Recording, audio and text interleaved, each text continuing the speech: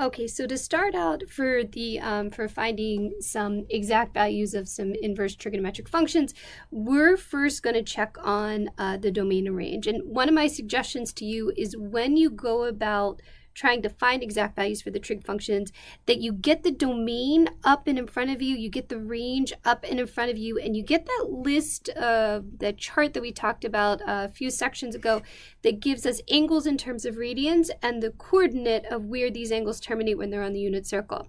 So let's start with the domain. For each one of these, we have to make sure that the domain fit in to the domain of the inverse function. Remember, we really had to restrict the domain to make these functions invertible. So let's talk about the square root of 2 over 2. Is the square root of 2 over 2 appropriate for this domain? Well, if we come up with the decimal approximation, I'm typing it into my calculator now, the square root of 2 divided by 2, then I get 0.707. So that's definitely within our domain between -1 and 1. -1/2 for cosine is in between our domain with -1 and 1. Tangent has all reals as a domain, so we're going to be able to evaluate any tangent value. The arc sine of inverse, excuse me, these shouldn't be up here. The arc sine of 0. 0 is in between -1 and 1, so that's okay.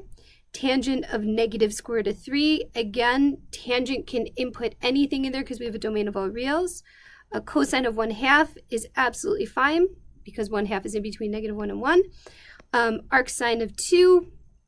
Let's go to sine. Sine, we have a domain of -1 and 1, so it's not going to work. We can't even input it. So in the beginning, just by looking at the domain, we can say, all right, some of them are going to be undefined. So for this example, for G, arc sine of 2 is undefined. Okay, let's take a look at some other examples. Let's take a look at the sine inverse of square root of 2 over 2.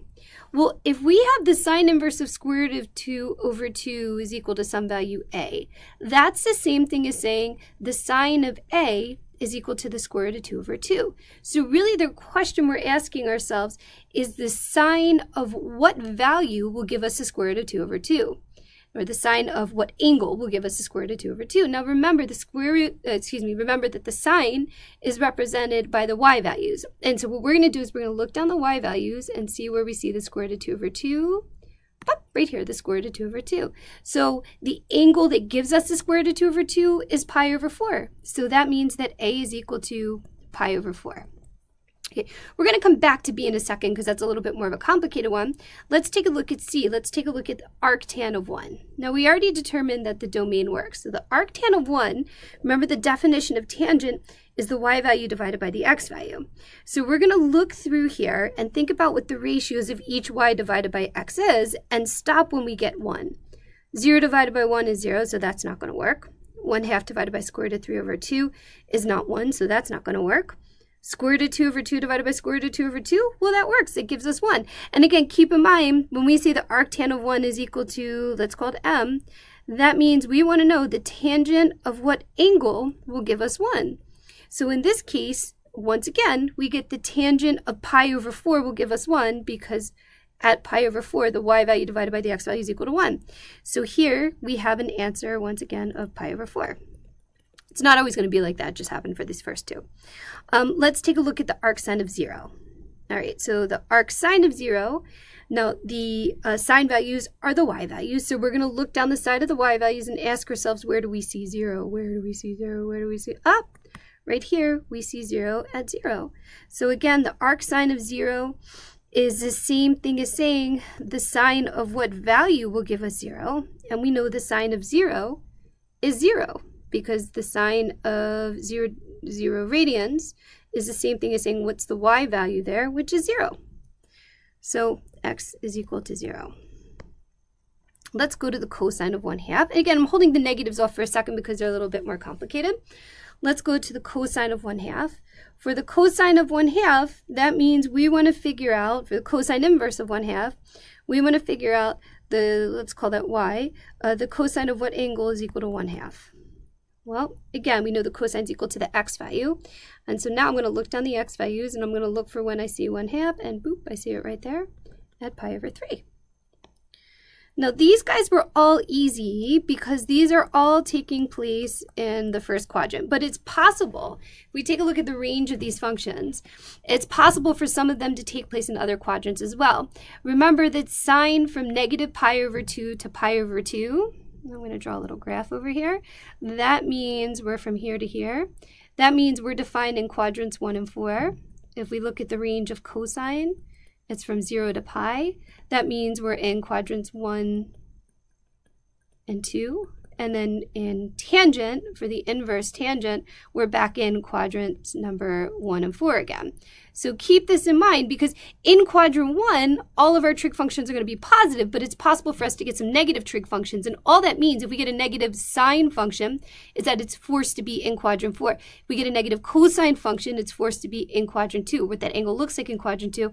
We get a negative tangent function, it's, well, what does that angle look like in quadrant 4? So let's go to arc cosine of negative 1/2. We're going to call that is equal to m. So we want to know the cosine of what angle is equal to negative 1/2. So let's look over here at cosine. Well, cosine is okay for quadrants 1 and quadrants 2. We know it can't be in quadrant 1 because in quadrant 1, all the trig functions are positive, so that means it has to be in quadrant 2. Well, let's think about this a little further. If I go cosine, if I take a look at my cosine my cosine values, and remember the cosine are the x's, and we have an x value of positive 1/2 at an angle of pi over 3. Well, let's sketch an angle at pi over 3 in the second quadrant. Again, it wouldn't make sense that it's in the first quadrant because in the first quadrant it would be positive. Now, in the second quadrant, what does this angle of pi over 3 really look like? Well, if this is pi over 3, remember when we define angles, we define them from their initial starting point, which is over here. So we need to figure out what this angle is. Well, if this little reference angle over here is pi over 3, this is a pi over 3 angle in quadrant 2, that means that this angle is going to be 1 full pi minus pi over 3.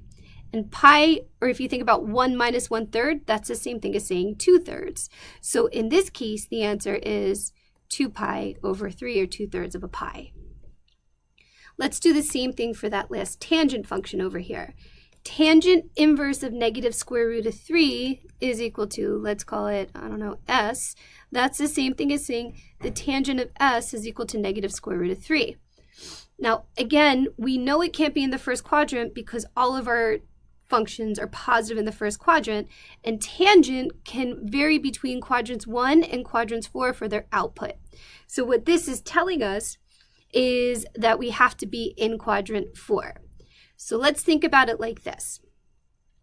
We need to, first of all, we'll ignore the fact that it's negative, and we're already kind of convinced that it's in quadrant 4. We need to do the following. So we need to first take a look at all these ratios and ask ourselves which one of them, when we divide them, now remember tangent is a ratio of y to x, will give us the square root of 3. So that's no. That will give us the first 0 will give us 0. 1/2 divided by the square root of 3 over 2 will give us 1 over the square root of 3. This will give us 1. Well, let's look at pi over 3. Square root of 3 over 2 divided by 1/2. Let's think about that. What's the square root of 3 over 2 divided by 1/2? That's the same thing as saying the square root of 3 over 2 times 2 over 1, which, look, we get the square root of 3. So that's telling us that the angle is pi over 3. But this is pi over 3 that has to be in the fourth quadrant. And what does pi over 3 in the fourth quadrant look like? So if this is a pi in the fourth quadrant, I'm drawing an angle of pi over 3. This is the same thing as saying negative pi over 3, right? Because we went clockwise pi over 3 units. So that means s is equal to negative pi over 3.